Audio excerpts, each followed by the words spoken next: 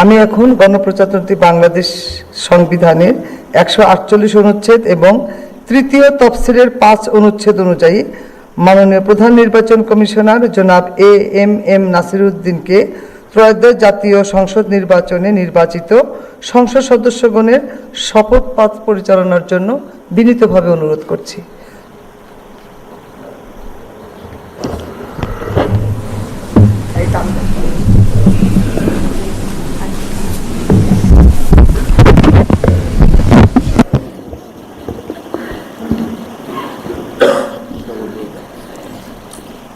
বিসমিল্লাহির রহমানির রহিম।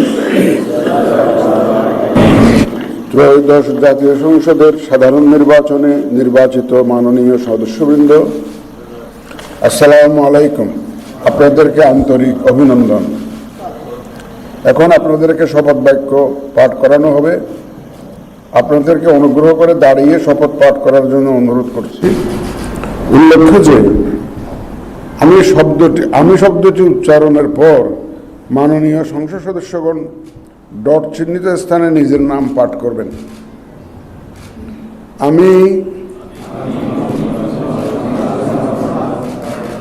সংসদ সদস্য নির্বাচিত হইয়া সশ্রদ্ধ চিত্তে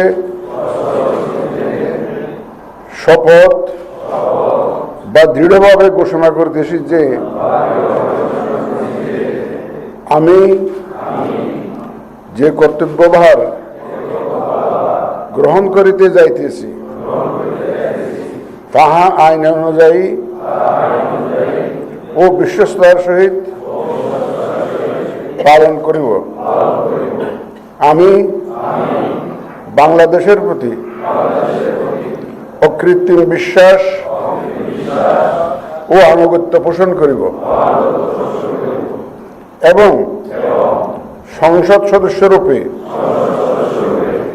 আমার কর্তব্য পালনকে ব্যক্তিগত স্বার্থের দ্বারা প্রভাবিত হইতে দিব না।